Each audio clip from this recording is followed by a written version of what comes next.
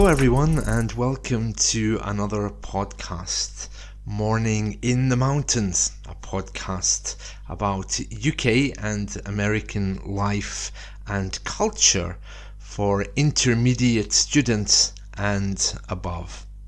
If this is the first time you're hearing this podcast, please remember to go to teacherjoseph.com, and there you'll find links to follow me on Facebook and YouTube so you know when new editions become available.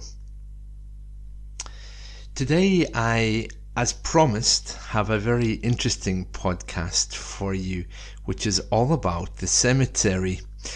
Now I know that sounds a little bit morbid, a little bit dark, but actually it's not.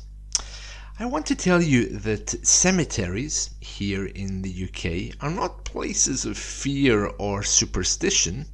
Maybe once they were, but they're actually very nice, quiet places to go if you want to sit down and eat a sandwich, or if you just want to go for some walk, some quiet time. It's a strange place to choose to go to the cemetery, but many of us do. And in fact, in cities, you can find cemeteries inside parks.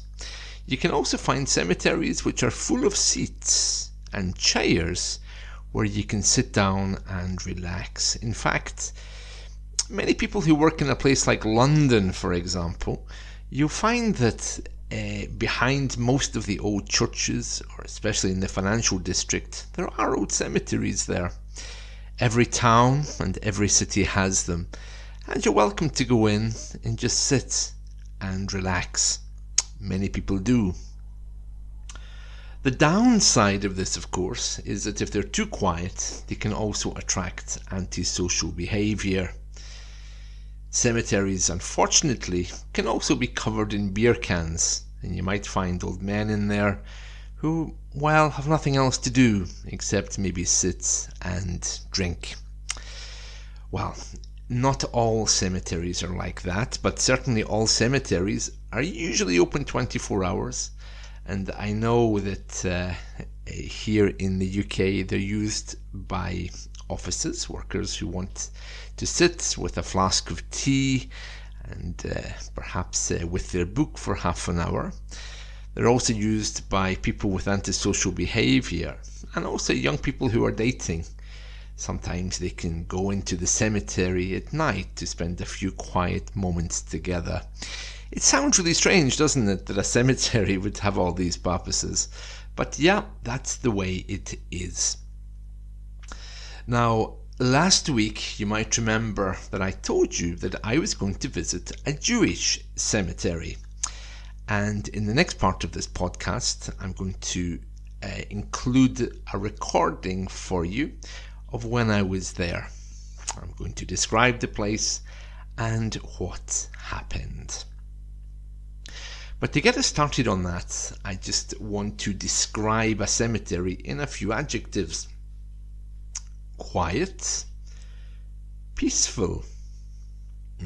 What other words do you think we could say or use to describe a cemetery? Green, another one. Well kept.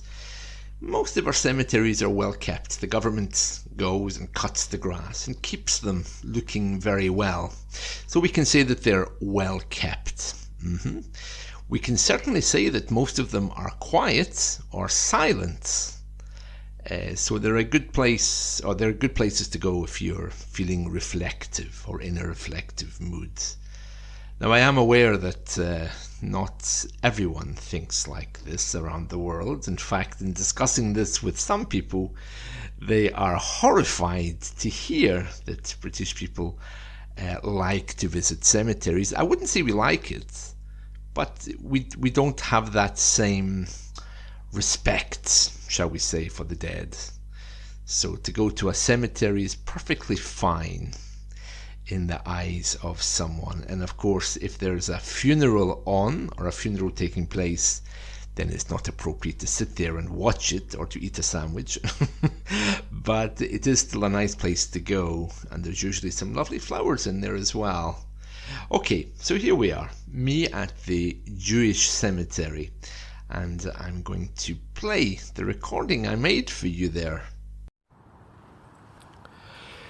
So, as promised, here I am, sitting in the Jewish cemetery in Glasgow. And I just want to describe what I'm seeing here. Well, first of all, this is a Reformed Jewish cemetery.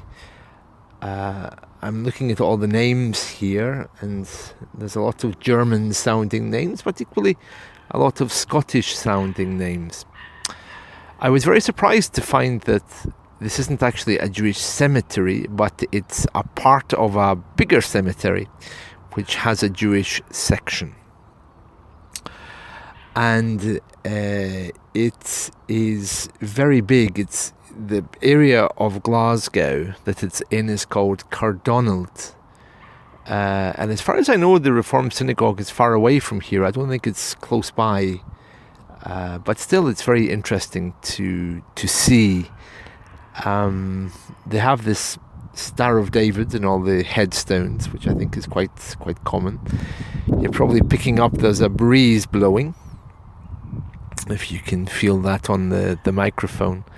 Also, there's it looks like a little church with the Star of David on the top.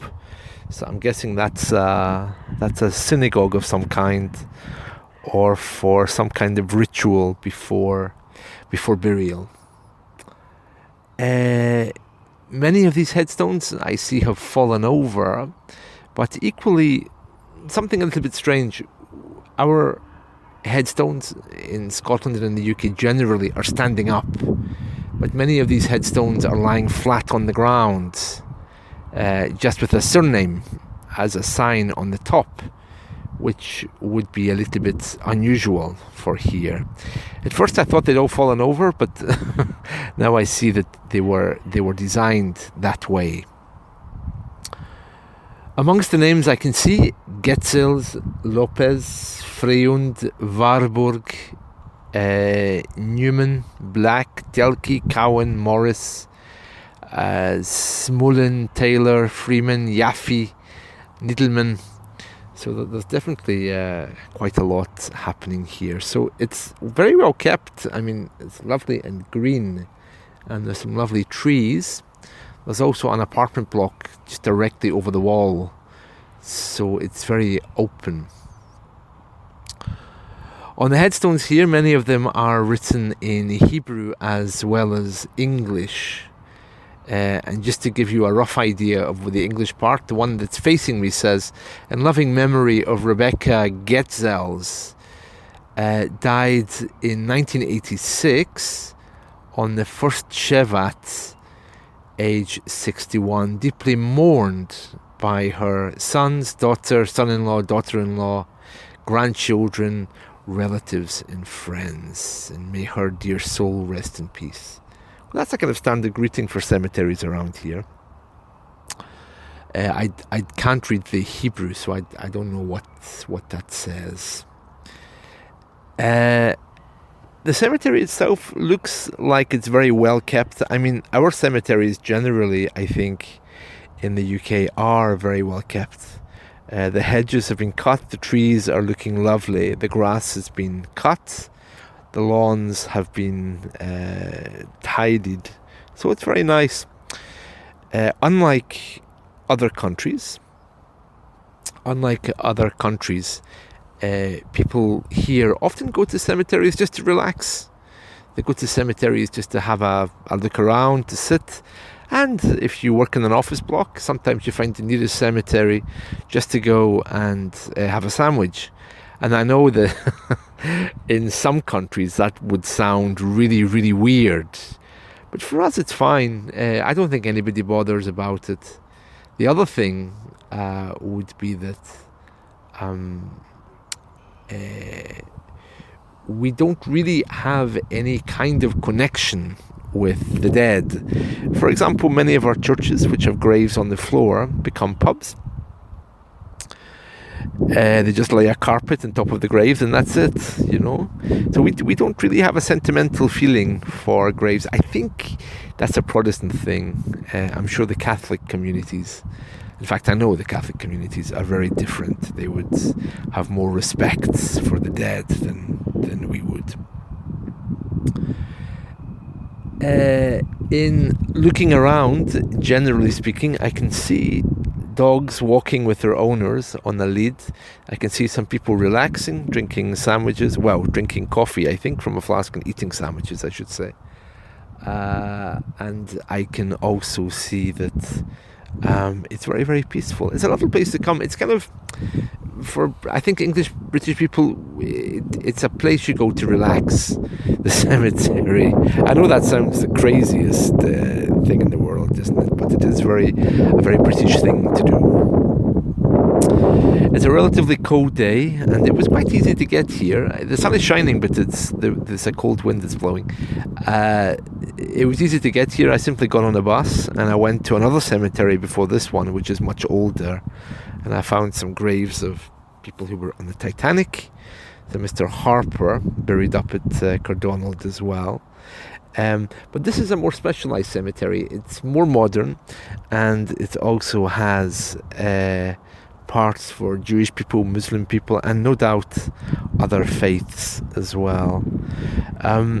As Scotland was a very Protestant country, there's also markings for Masonic, Freemasons, and monuments which indicate that they perhaps held very strong views. I remember being here with my father when I was a child, and I asked him, "Father, why do all these monuments look broken? They have these big pillars and they're all sliced. Is it the wind or the storms? What broke them?" And my father's very tender reply simply was, "Oh, they're not broken. It's to show the pillars of Rome have fallen." It's some statement of Protestantism, which I really don't understand. And thankfully, these views are things of our past. Well, what else can I see apart from these very small graves, which all seem to be lying on the floor? Well, we have this, I'm assuming it's a synagogue of some kind, right in the middle of this part of the cemetery, but it has black shutters all around it, so I can't see inside. I saw a picture on the internet. It looks like there's some kind of monumental stones or perhaps even niches to bury people. We don't usually bury people in niches or in walls. We usually bury people in the ground. Muslims have the tradition of not leaving headstones. The other thing I can tell you is that in Australia they bury people standing up to save space, because of course if you lie someone out on the ground, it takes about, a lot of space, 6 feet. I'm not good with the metric system, but if the average person is 5'10" or 11, then it takes space to lie them flat, of course. Well, that's an introduction there to the Jewish cemetery. I hope you enjoyed it. So just to recap again, it's kind of bleak. I mean, one thing I can tell you for sure is that there's absolutely no flowers here. I don't know if that is a custom of the Jewish community. Maybe someone can tell me, but it's very grey. The headstones are black and grey. The Star of David is in all of them, but there's no flowers in comparison to all of the other graves of Christians, which all have flowers on them. Maybe it's just forgotten, maybe. And that's it. So I'll finish here now to talk about this, and I'll catch up with you all again soon.